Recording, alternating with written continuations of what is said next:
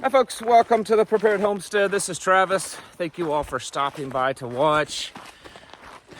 Had a big fat 0 this morning hunting, so no luck today, but got a few more places I'm going to try to clear out the rest of my tags. A lot of things seems to be increasing over in the Middle East. Haven't talked about it in a few days. Thought we'd take a break, all right? Talk about other things, possibly more important things. You know, how important it is to get along, how important it is to have others that are, loyal, tribal, community type people. That's really more important than what's going on in the Middle East. But anyways, so apparently Syria, or militias in Syria, have killed 4 U.S. service members with rocket attacks. Now, I haven't seen a definite confirmation from the U.S. military. This supposedly happened last night, but there's several news media outlets reporting it. So for the time being, I guess we can say it's probably true. Also, Hezbollah has been seriously increasing its attacks into northern Israel. And most people that I have seen, whether they be experts, there was a former top general in the Israeli military, the IDF, and a few others saying that it's just about a certainty now that Israel and Lebanon, or Israel and Hezbollah, are going to become much more engaged, much more, at each other's throats. That's probably not too surprising to most of you. I think that's, at this point, kind of a given. Maybe not. I mean, it may not happen, but it looks as if that's the way things are going. Tensions are rising everywhere, not just in global affairs between nations, but individuals too.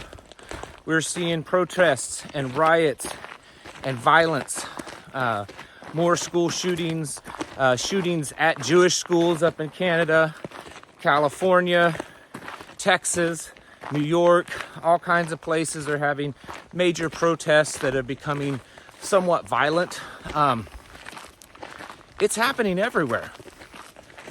And more, I think, importantly, is not just that the violence is happening or that, the potential for war or anything like that is happening. And those are important. Those are very important things. But for me personally, what I see that's the real danger is this division of people. There's this big divide amongst everyone on the planet. This idea that if you're not exactly like me, and think exactly like me, and believe exactly like me, then it's not just that we can't get along. It's that apparently now we hate each other and want each other to die. I mean, that may sound pretty extreme, but that's a lot of what we're seeing online. It's a lot of what we're seeing, a narrative being pushed. Now, I still want to believe that the vast majority of human beings on this planet don't think that way. But there's definitely a narrative being pushed that if you're not like me, you don't think like me, you don't look like me, you don't worship the same God, you don't believe in the same political party or ideology, then we're apparently enemies. And I think this may be one of the worst things that's happening right now in our world, is this divide and conquer. We all know the sayings, united we stand, divided we fall, blah, blah, blah. But it's true.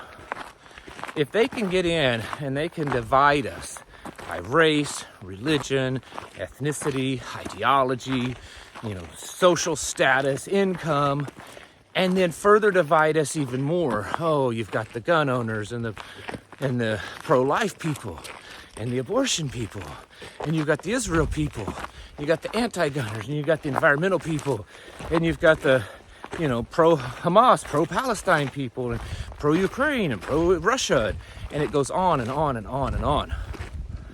And we want to demonize each other, that this other group that doesn't think like me, they're bad, they're evil.